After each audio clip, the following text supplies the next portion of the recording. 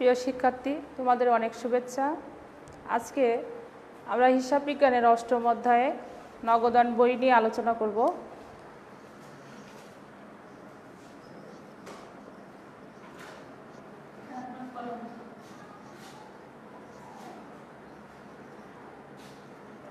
আজকে আমাদের অষ্টম অধ্যায়ের বিষয় থেকে আমরা নগদান বই আলোচনা করছি।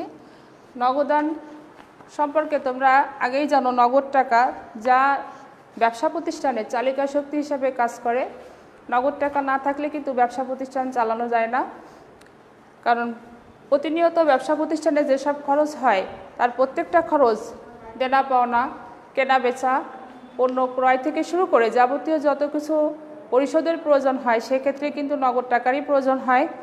তো এখানে আমরা আজকে সম্পদ কেনাবেচা, পণ্যর কেনাবেচা, এই যাবতীয় যত কিছু ব্যবসা প্রতিষ্ঠানের ক্ষেত্রে আমরা করে থাকি আমরা নগদ টাকার মাধ্যমে। নগদান বইয়ের ধারণায় আমরা এখানে দেখি যে প্রতিষ্ঠানে অসংখ্য লেনদেন নিয়মিত সংগঠিত হয়। লেনদেন সমূহ আমরা নির্দিষ্ট একটি মানদণ্ডের ভিত্তিতে দুই ভাগে ভাগ করতে পারি। একটি হচ্ছে নগদ অর্থ আর একটি হচ্ছে ধারে বা বাকিতে। এরপর নগদান বইয়ের গুরুত্ব। নগদান বইয়ের গুরুত্ব হচ্ছে ব্যবসা প্রতিষ্ঠানে নগদ টাকা যদি না থাকে তাহলে দেখবা ব্যবসা প্রতিষ্ঠানে চালানো সম্ভব নয়। নগদ টাকা ব্যবসা প্রতিষ্ঠানের কম থাকে তখন দেখবা সেই প্রতিষ্ঠান লোকসানে পর্যবসিত হয়। তা আজকে আমরা এই নগদান বইটাকে শ্রেণী বিভাগটা আলোচনা করছি। শ্রেণী বিভাগ হচ্ছে শ্রেণী বিভাগ।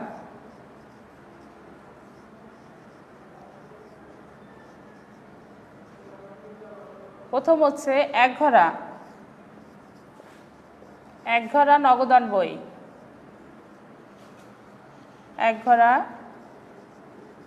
নগদান বই। এরপর আছে দুই ঘরা নগদান বই। দুই ঘরা নগদান বই।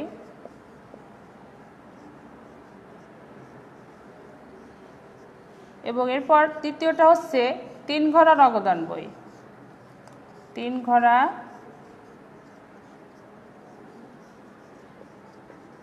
নগদান বই।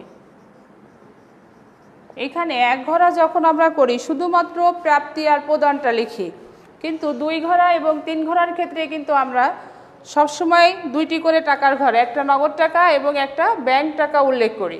তাহলে এখানে এক ঘরা নগদানের চার্টটা দেখো।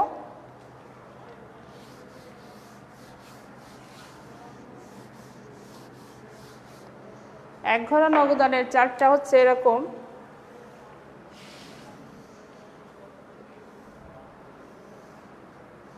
আমি ছোট করে চার্টটা দেখাচ্ছি।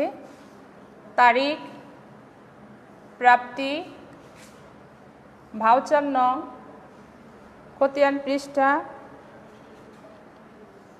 টাকার পরিমাণ, আবারও তারিখ, প্রদান, ভাউচার নং, খতিয়ান পৃষ্ঠা, টাকার পরিমাণ। এইভাবে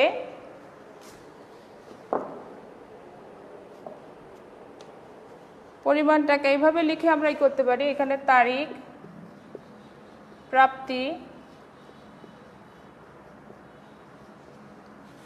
ভাউচার নং সংক্ষেপে দিলাম, খতিয়ান পৃষ্ঠা,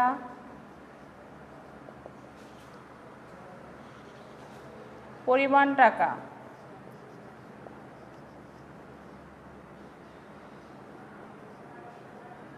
একইভাবে তারিখ, প্রদান, ভাউচার নং, খতিয়ান পৃষ্ঠা, পরিমাণ টাকা।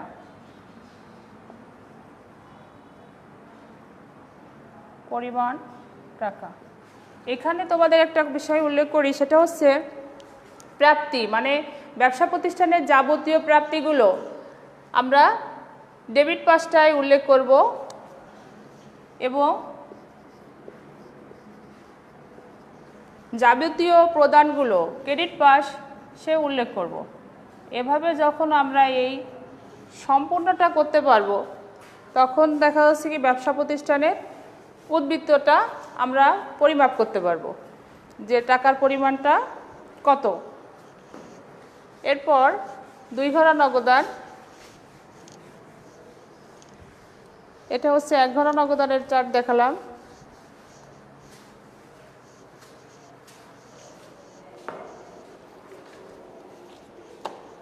দুই ঘরা নগদানে আমাদের 2টি করে টাকার ঘর থাকবে।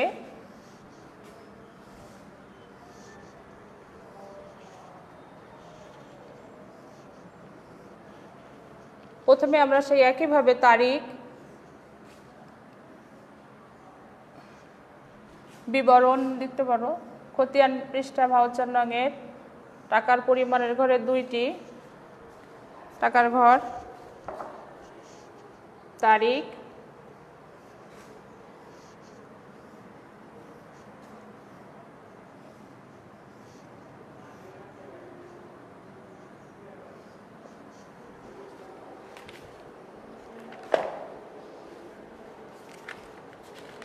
তোমরা যখন 2 ঘরা নগদান এই করবে প্রাপ্তি, তাহলে ডেটর আর ক্রেডিটর লিখে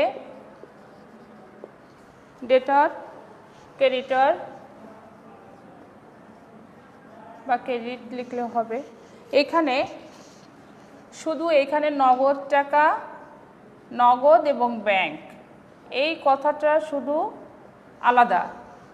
এছাড়া 1 ঘরা নগদানের মতনই সব কিছু, ভাউচার নং, খতিয়ান পৃষ্ঠা সব কিছু একই আছে, শুধু এইখানে নগদ এবং ব্যাংক এই টাকাটা আলাদা হবে।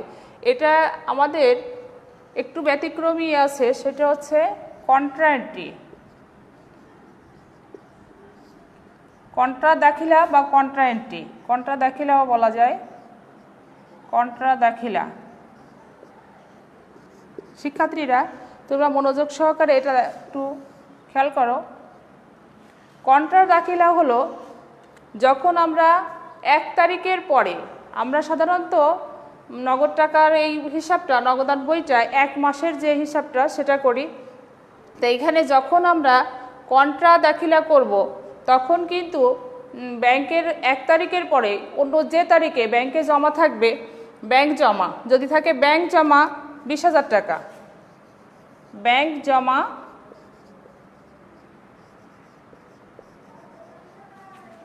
20,000 টাকা, এই 20,000 টাকার ক্ষেত্রে আমি ব্যাংকে যখন জমা দিচ্ছি, তখন এইখানে আমি ব্যাংকের ঘরে টাকার পরিমাণটা বাড়বে, তখন আমার এখানে বিপরীত এন্ট্রিটা হবে। এটা ধরো 2017 সালের জুন 3 তারিখ, জুন মাসের 3 তারিখের লেনদেন। তখন দেখা যাচ্ছে কি এইখানে আমি লিখব 2017 জুন 3 নগদান হিসাব, নগদান হিসাব লিখে ব্যাংকের ঘরে এই 20,000 টাকা। একইভাবে আমি এই পাশে একই তারিখে 2017 জুন 3 এখানে লিখব ব্যাংক হিসাব, নগদের ঘরে টাকা, ব্যাংক হিসাব, নগদের ঘরে এই 20,000 টাকা।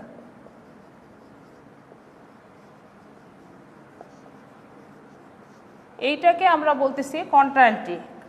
এই কন্ট্রা এন্ট্রিটা আবার আরেক ক্ষেত্রে হবে, ব্যাংক থেকে যদি অফিসের প্রয়োজনে উত্তোলন করি, আমি ব্যাংক থেকে অফিসের প্রয়োজনে উত্তোলন করেছি 7,000 টাকা বা 10,000 টাকা, তখনও কিন্তু কন্ট্রা এন্ট্রি হবে, তখন কিন্তু এর বিপরীত দাখিলা হবে।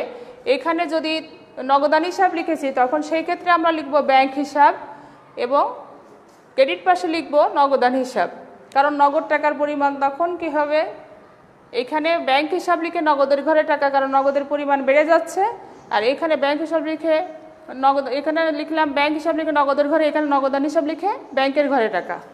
আমি দেখিয়ে দিচ্ছি তোমাদেরকে এন্ট্রিটা। জুন 14 একইভাবে ব্যাংক হিসাব লিখে, ব্যাংক হিসাব আমি 10,000 টাকা এটাই করলাম, ধরে নিলাম। জুন 14 নগদান হিসাব, নগদান হিসাব এটি ব্যাংকের ঘরে 10,000 টাকা। এইখানে কারণ হচ্ছে ব্যাংক থেকে টাকার পরিমাণ কমে যাচ্ছে আর নগদ টাকার পরিমাণ বেড়ে যাচ্ছে। এই দুটো হচ্ছে আমাদের হিসাব বিজ্ঞানের কন্ট্রাএন্টি। এই কন্ট্রা দেখিলে দুটো দেখা যাচ্ছে অনেক ক্ষেত্রে তোমরা ভুল করো, এই জন্য আমি এটি তোমাদেরকে দেখিয়ে দিলাম।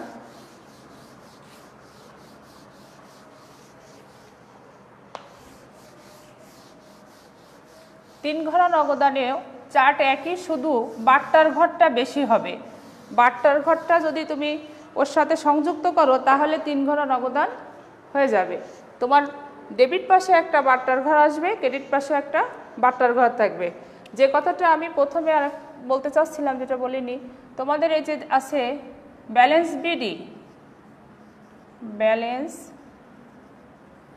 বিডি, এই বাংলায় লিখলাম, অনেক ক্ষেত্রে এভাবে ইংরেজিতেও লেখা যায়। এটার পুরোটা হচ্ছে ব্রড ডাউন।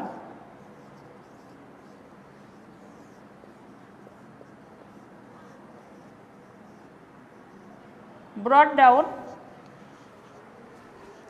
তার মানে হচ্ছে উপর থেকে আনিত, উপরের থেকে আনিত মানে উপর থেকে আনা হয়েছে। আর আছে ব্যালেন্স সিডি, যেটা আমরা মাসের শেষে হিসাব করে ব্যালেন্স সিডি, যেটা আমরা মাসের শেষেই করি। ক্রেডিট ডাউন,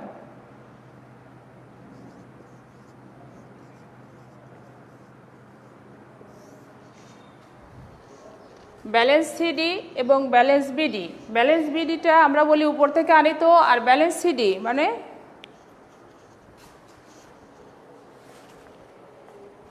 ক্রেডিট ডাউন, এটাও নিচে নিত, নিচের থেকে আনিত বা নিচে নিত মানে নেওয়া হবে পরের মাসে। এটা যে এই ব্যালেন্স সিডিটা পরের মাসে যে হবে ব্যালেন্স বিডি। তাহলে এইখানে ব্রড ডাউন আর ক্রেডিট ডাউনটা তোমরা বুঝতে পারছ।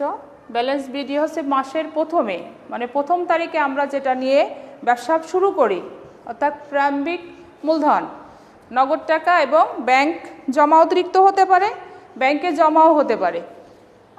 এটা নিয়ে তোমাদের আরেকটু আলোচনা করি।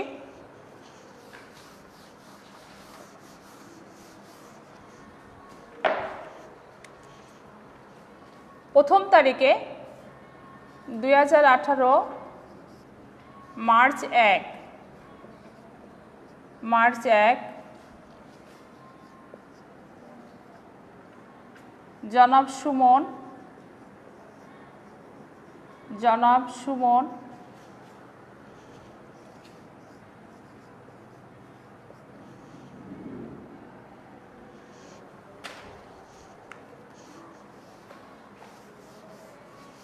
আমরা যদি কোনো নাম উল্লেখ না করে লিখি তাও হবে, এই ক্ষেত্রে তাহলে সংক্ষেপেই দেখাই। মার্চ 1 নগদ তহবিল 25,000 টাকা এবং ব্যাংক জমা 30,000 টাকা। 30,000 টাকা। এই যে প্রথম তারিখে 25,000 টাকা এবং ব্যাংক জমা 30,000 টাকা, এটা ব্যালেন্স বিডি লিখে, প্রথম তারিখে ব্যালেন্স বিডি লিখে নগদ ঘরে নগদের 25,000 টাকা এবং ব্যাংকের ঘরে 30,000 টাকা লিখতে হবে। যদি এইখানে থাকে ব্যাংক জমা অতিরিক্ত, এইখানে উল্লেখ থাকতে পারে ব্যাংক জমা অতিরিক্ত।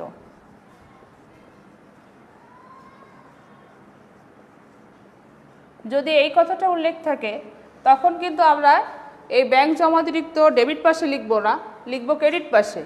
তখন আমরা লিখব ডেবিট পাশে একবার ব্যালেন্স বিডি 25,000 টাকা নগদের ঘরে এবং ব্যাংক জমা অতিরিক্তের ক্ষেত্রে ক্রেডিট পাশে ব্যালেন্স বিডি ব্যাংকের ঘরে 30,000 টাকা।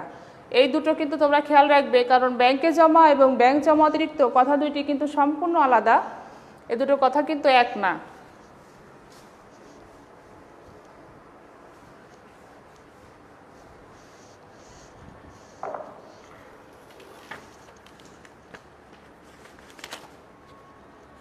আরও কিছু জিনিস তোমাদেরকে এর ভিতর থেকে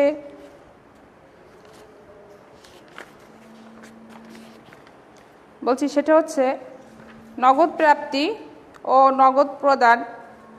একটা নির্দিষ্ট সময়ে আমরা এর উদ্বৃত্তটা জানার জন্য সাধারণত এই হিসাবটা করে থাকি। তোমরা তোমাদের এই যে নগদান বইয়ের 105 পৃষ্ঠা নগদান বইয়ের গুরুত্ব, এটা পড়লেই বুঝতে পারবে। এখানে আমি তোমাদের একটা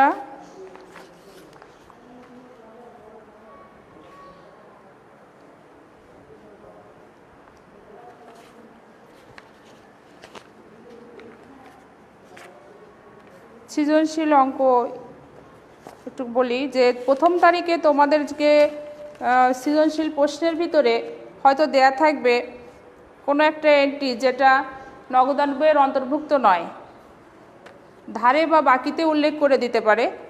দেখা যাচ্ছে সেটি কিন্তু তোমাদের এই নগদান বইয়ে যাবে না। যেমন 2019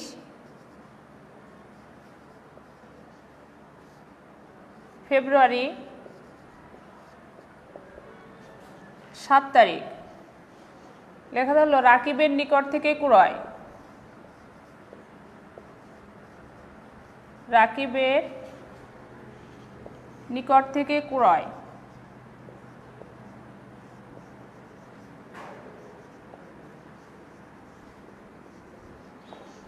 7,000 টাকা।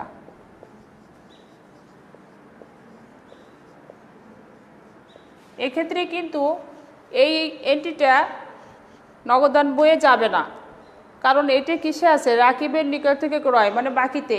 তাহলে ধারে বা বাকিতে কখনো নগদান বইয়ের অন্তর্ভুক্ত নয়। তো তখন দেখা যাবে এই এন্ট্রিটা দিয়েই তোমাদের সৃজনশীলের প্রশ্ন ক নম্বর আসবে, যে এন্ট্রিটা বা যে লেনদেনটা নগদান বইয়ের অন্তর্ভুক্ত নয় তার পরিমাণ কত, বা তার জাবেদা করো। তখন তোমাকে এর জাবেদা করতে হবে। আর যদি আর একটা এন্ট্রি ওর সাথে সংযুক্ত করে দিয়ে বলে যে পরিমাণ কত, তখন তুমি এই ক্রয়ের 7,000 টাকা এবং সেই এন্ট্রিটার যত টাকার পরিমাণ থাকবে সেটা যোগ করে দিলেই ক নম্বরের উত্তর হয়ে যাবে। আমি তোমাদেরকে একটা অনুশীলনের জন্য একটা অঙ্ক দিচ্ছি নগদান বইয়ের, এটা তোমরা বাসায় অবশ্যই করবে।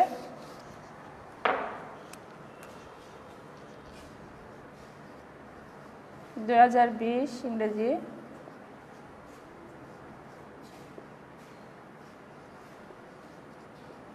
জুন 1 নগদ 50,000 টাকা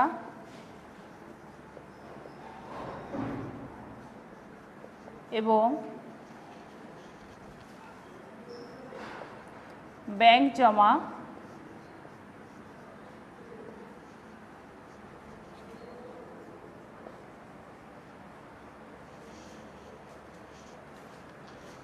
30,000 টাকা।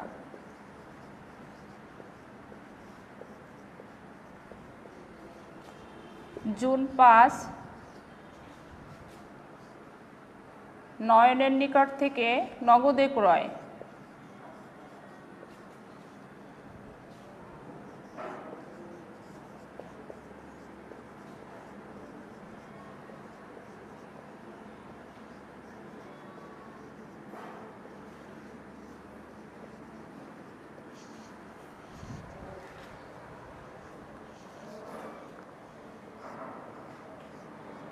নয়নের নিকট থেকে নগদে ক্রয় 30,000 টাকা।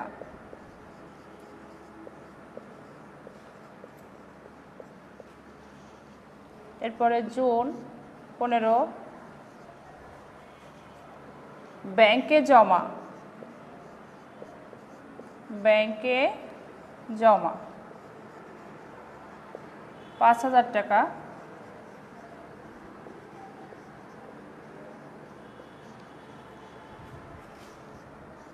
জুন 20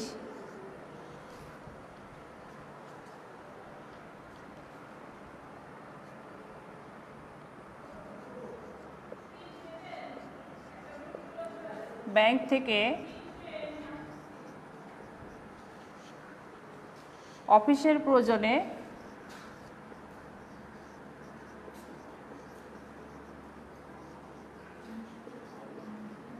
অফিসের প্রয়োজনে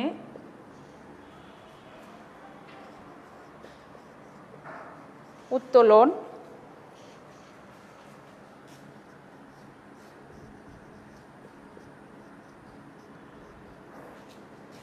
৳৮,০০০।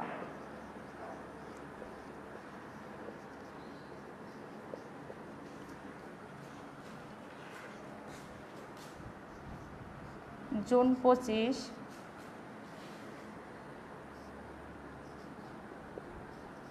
রায়হানের নিকট থেকে ক্রয়।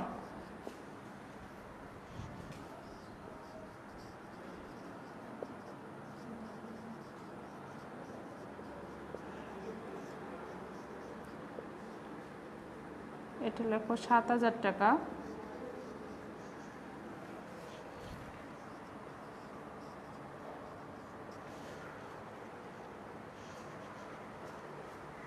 ক নম্বর প্রশ্ন, নগদানের অন্তর্ভুক্ত নয়।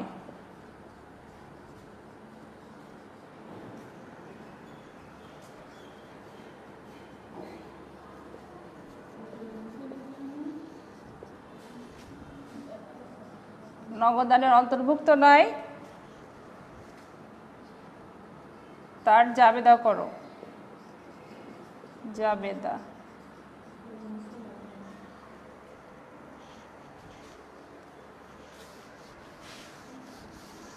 খ নম্বরে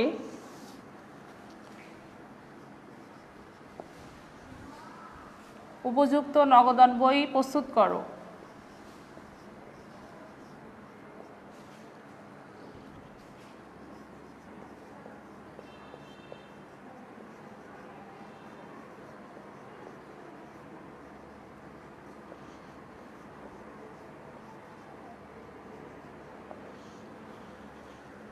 গ নম্বর, জাবেদার খতিয়ান প্রস্তুত করো। খতিয়ান। ক নম্বরে যে জাবেদাটা করবে তার খতিয়ান।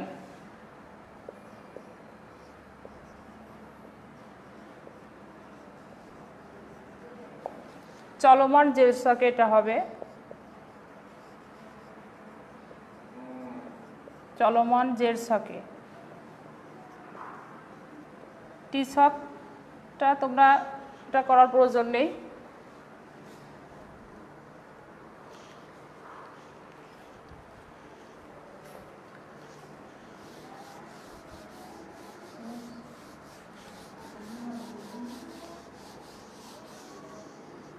এভাবে তোমরা প্রতিনিয়ত বাসায় জাবেদা, খতিয়ান এবং নগদান যেগুলো আছে প্রস্তুত করলে তোমাদের অনুশীলনটা সুন্দর থাকবে।